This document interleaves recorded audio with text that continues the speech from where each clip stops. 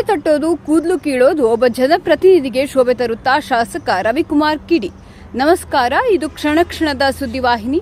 ಚಿಕ್ಕಬಳ್ಳಾಪುರ ಶಾಸಕ ಪ್ರದೀಪ್ ಈಶ್ವರ್ ವಿರುದ್ಧ ಶಿಡ್ಲಘಟ್ಟ ಶಾಸಕ ಬಿಎನ್ ರವಿಕುಮಾರ್ ತೀವ್ರ ಆಕ್ರೋಶ ಹೊರಹಾಕಿದ್ದಾರೆ.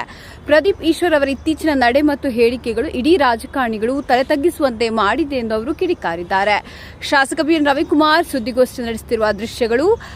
ಸುದ್ದಿಗೋಷ್ಠಿಯಲ್ಲಿ ಮಾತನಾಡಿದ ಬಿಎನ್ ರವಿಕುಮಾರ್ ಅವರು ಪ್ರದೀಪ್ ಈಶ್ವರ್ ಶಾಸಕರಾಗಿ ನಡೆದುಕೊಳ್ಳುತ್ತಿರುವ ರೀತಿಗೆ ತೀವ್ರ ಅಸಮಾಧಾನ ವ್ಯಕ್ತಪಡಿಸಿದ್ದಾರೆ. ವೇದಿಕೆ ಮೇಲೆ ಕುಳಿತಾಗ ಇಲಿಯಂತೆ ಕುಳಿತುಕೊಳ್ಳುವ ಇವರು ಹೊರಗೆ ಬಂದ ತಕ್ಷಣ ಶಾಸಕರೊಬ್ಬರ ತೊಡೆ ತಟ್ಟುವುದು, ಕೂದಲು ಕೀಳೋದು ಮಾಡ್ತಿದ್ದಾರೆ. ಇದು ಇವರಿಗೆ ಮತ ಹಾಕಿದ ಜನರೇ ತಲೆ ತಗ್ಗಿಸುವಂತ ಕೆಲಸ ಎಂದು ಲೇವಡಿ ಮಾಡಿದ್ದಾರೆ.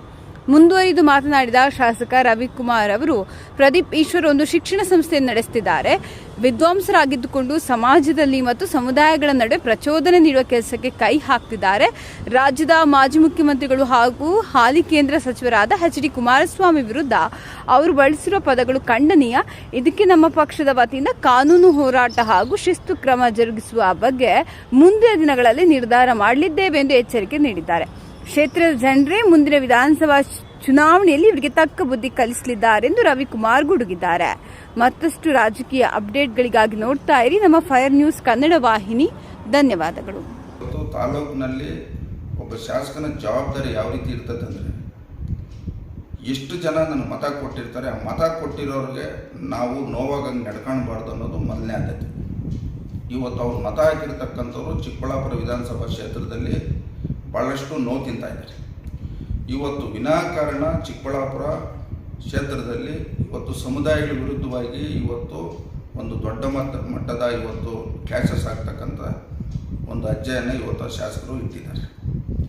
ಇವತ್ತು ಸಮುದಾಯಗಳು ರಾಜಕಾರಣದಲ್ಲಿ ತರಬಾರ್ದು. ಒಬ್ಬ ಜನಪ್ರತಿನಿಧಿ ಜವಾಬ್ದಾರಿ ಎಲ್ಲ ಸಮುದಾಯಗಳ ಪರವಾಗಿ ಕೆಲಸ ಮಾಡ್ತಕ್ಕಂಥದ್ದು. ಇವತ್ತು ನಾವು ಇತಿಹಾಸ ನೋಡಿದಾಗ 12ನೇ ಶತಮಾನದಿಂದ ಇವತ್ತು ಬಸವಣ್ಣವರ ಕಾಲದಿಂದ ಇವತ್ತು ಡಾಕ್ಟರ್ ಬಾಬಾ ಸಾಹೇಬ್ ಅಂಬೇಡ್ಕರ್ ಅವರ ಕಾಲ ತನಕ ಇವತ್ತು ಆ ಮಹನೀಯರ ಜಯಂತಿಗಳು ನಾವು ಯಾಕೆ ಮಾಡ್ತಾ ಇದ್ದೀವಿ ಅಂದರೆ, ಅವರು ಎಲ್ಲ ಸಮುದಾಯಗಳ ಪರವಾಗಿ ಕೆಲಸ ಮಾಡಿದ್ದಾರೆ ಅನ್ನೋ ಒಂದು ಉದ್ದೇಶದಿಂದ ಅವರು ಮಾಡಿರ್ತಕ್ಕಂಥ ಕೆಲಸಗಳು ಇವತ್ತು ಭೂಮಿ ಮೇಲೆ ಶಾಶ್ವತವಾಗಿ ಉಳಿದಿರೋದ್ರಿಂದ ಇವತ್ತು ನಾವು ಜಯಂತಿಗಳು ಮಾಡ್ತಾಯಿದ್ದೀವಿ. ಇವತ್ತು ಇವ್ರು ನಾವು OBC ಅಂತ ಇವ್ರು ಮಾತಾಡ್ತಾಯಿದ್ದಾರೆ. ನಾವು OBC ನಾವು ಅಷ್ಟು ಇವತ್ತು ಈ ರೀತಿ ನಡೆಸ್ಕೊತಾ ಇದ್ದಾರೆ.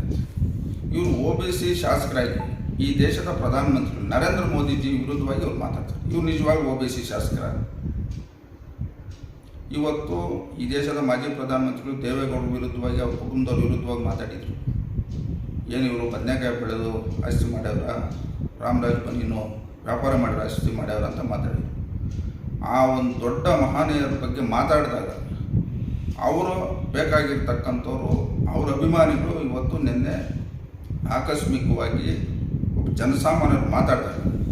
ಈ ಒಂದು ಘಟನೆಯನ್ನು ಯಾವ ರೀತಿ ತಿಳಿಗೊಳಿಸ್ಬೇಕು, ಇವತ್ತು ಅಧಿಕಾರಿಗಳಿದ್ದಾಗ ಆಯ್ತಪ್ಪ ಏನೋ ಆಗ್ಬಿಟ್ಟಿದೆ, ಜನ ಸರಿಪಡಿಸಂಥ ಕೆಲಸ ಮಾಡ್ಬೇಕಂತ ಹೇಳೋಂಥ ಜವಾಬ್ದಾರಿ ಇತ್ತು.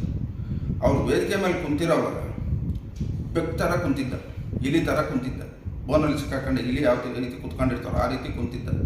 ಈಚೆ ಬಂದ ಮೇಲೆ ಒಬ್ಬ ಶಾಸಕನು ತೊಡೆ ತಟ್ಟೋದು, ಕೂದಲು ಕೀಳೋದು, ಏನಿವೆಲ್ಲ ಮಾಡ್ತಾ ಇರೋದು, ಇದು ಅವರು ಮತ ಹಾಕಿರೋರಿಗೆ ಇವತ್ತು ತಲೆ ತಗ್ಸ್ತಕ್ಕಂಥ ಕೆಲಸ.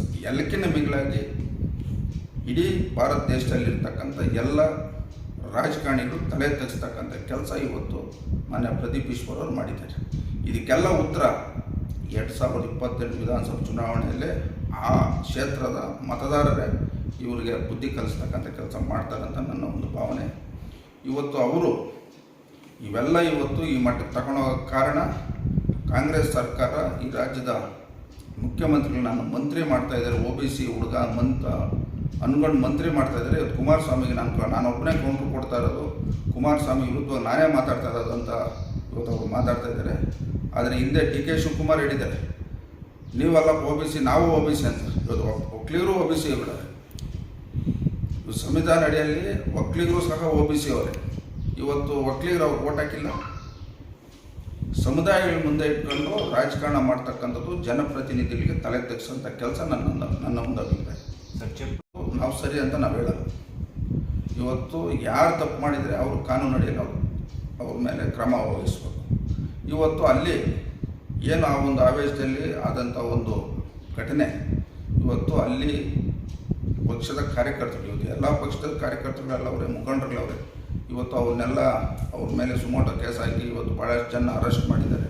ಇದಕ್ಕೆ ಸಂಬಂಧಪಟ್ಟಂಗೆ ನಾನು SP ಅವ್ರನ್ನೂ ಮಾತಾಡಿದಿರಿ, ಸಂಬಂಧಪಟ್ಟಂಥ ಮಂತ್ರಿಗಳನ್ನ ಎಲ್ಲರನ್ನೂ ಮಾತಾಡಿದಿರಿ. ಇವತ್ತು ಅವ್ರು ಕಾನೂನು ರೀತಿಯಲ್ಲಿ ನೀವು ಕ್ರಮ ಜರುಗಿಸಿ, ನೀವು ಹೊರತುಪಡಿಸಿ ಇವತ್ತು ಅಮಾಯಕರಿಗೆ ತೊಂದರೆ ಆಗ್ತಕ್ಕಂಥ ಕೆಲಸ ಆಗಬಾರ್ದು. ಈ ಜನಪ್ರತಿನಿಧಿಗಳು ಸರಿ ಇದ್ದಾಗ ಯಾವುದೇ ಒಂದು ಘಟನೆಗಳಾಗಲ್ಲ. ಉದಾಹರಣೆ, ನಮ್ಮ ಶಿಲ್ಘಟ್ಟ ವಿಧಾನಸಭಾ ಕ್ಷೇತ್ರ 32 ತಿಂಗಳಲ್ಲಿ ಎಲ್ಲಾದರೂ ಒಂದು ಹಳ್ಳಿಯಲ್ಲಿ ಒಂದು ಗಲಾಟೆ ಆಗಿದೆ. ನಮ್ಮ ಜವಾಬ್ದಾರಿ ಏನಂದರೆ ಫಸ್ಟು ಕ್ಷೇತ್ರ ನೆಮ್ಮದಿಯಾಗಿರ್ಬೇಕು, ಆಮೇಲೆ ರಾಜಕಾರಣ, ಆಮೇಲೆ ಅಭಿವೃದ್ಧಿ. ಅಷ್ಟು ಬಿಟ್ಟು ಇವತ್ತು ಇಡೀ ಕ್ಷೇತ್ರದಲ್ಲಿ ಗೊಂದಲ ಸೃಷ್ಟಿ ಮಾಡ್ತಕ್ಕಂಥ ಕೆಲಸ ಶಾಸಕರು ಮಾಡಿದ್ದಾರೆ. ಇದಕ್ಕೆಲ್ಲ ಉತ್ತರ ಆ ಕ್ಷೇತ್ರದ ಜನತೆ ಕೊಡ್ತಾರೆ ಅಂತ ನನ್ನ ಅನುಭವ. ಈಗ ಅವರು ಶಿಕ್ಷಣ ಸಂಸ್ಥೆ ನಡೆಸ್ತಾ ಇದ್ದಾರೆ.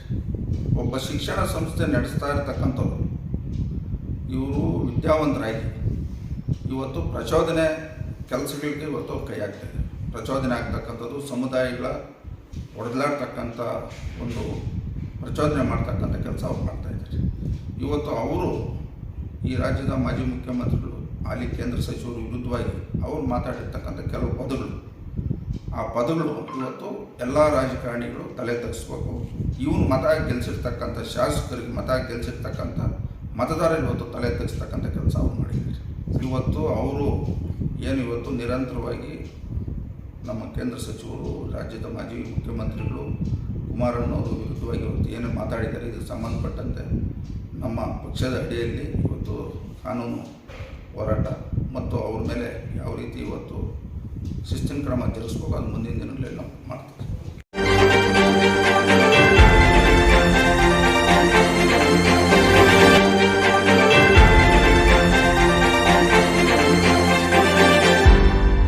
ನೀವು ನಮ್ಮ ಚಾನಲ್ಗೆ ಸಬ್ಸ್ಕ್ರೈಬ್ ಆಗಿಲ್ಲ ಅಂದರೆ ಈಗಲೇ ಸಬ್ಸ್ಕ್ರೈಬ್ ಆಗಿ ಪಕ್ಕದಲ್ಲೇ ಇರುವ ಬೆಲ್ ಐಕಾನ್ ಕ್ಲಿಕ್ ಮಾಡಿ. ಮತ್ತಷ್ಟು ಅಪ್ಡೇಟ್ಗಳಿಗಾಗಿ ಫೇಸ್ಬುಕ್, ಇನ್ಸ್ಟಾಗ್ರಾಮ್, ಟ್ವಿಟರ್ನಲ್ಲಿ ಫಾಲೋ ಆಗಿ.